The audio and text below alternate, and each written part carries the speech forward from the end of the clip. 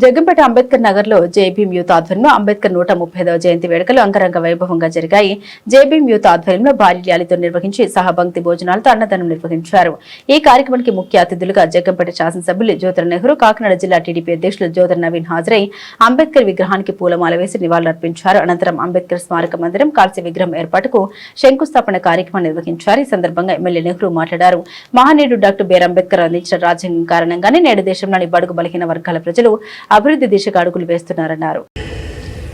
ఒక మహోన్నతమైనటువంటి వ్యక్తి జన్మించినటువంటి రోజు అదే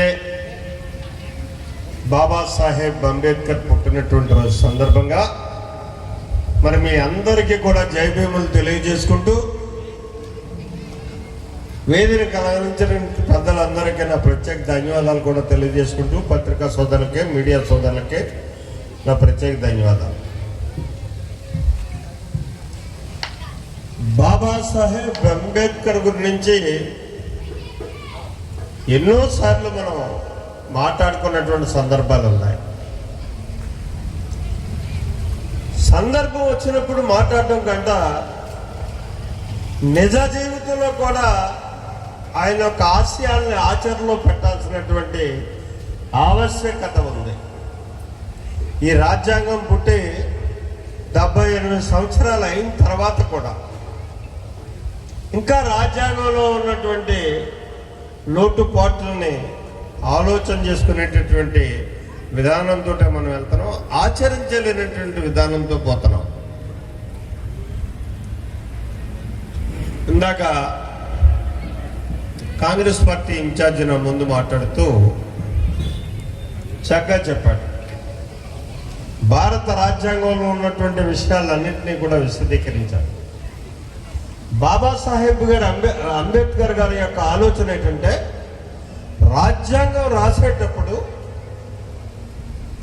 భారత ప్రజానీకం కానీ భారత దేశాన్ని పాలన చేసేటటువంటి పాలకులు కానీ ఆయన చాలా విశ్వసించాడు. ఆనాడు ఉన్నటువంటి పాలకులని ఏం చేశాడు, రాజ్యాంగంలో రిజర్వేషన్స్ మనకి ఇస్తూ ఆ రిజర్వేషన్స్కి ఒక లిమిటేషన్ పెట్టాడు. డెడ్ లైన్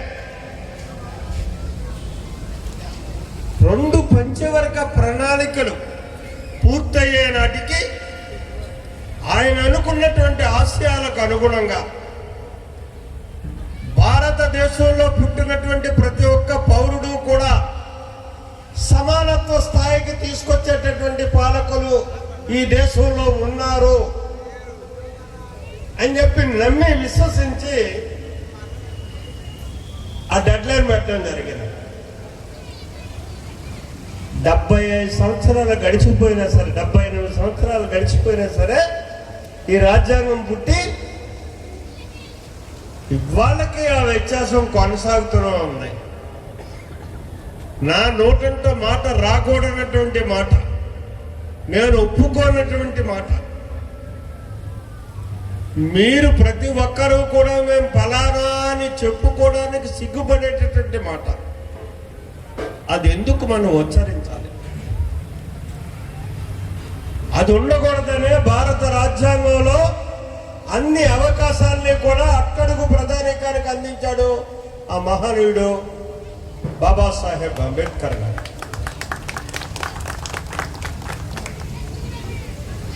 ఇప్పుడు మేము ఈ దేశాన్ని పాలిస్తున్నాం,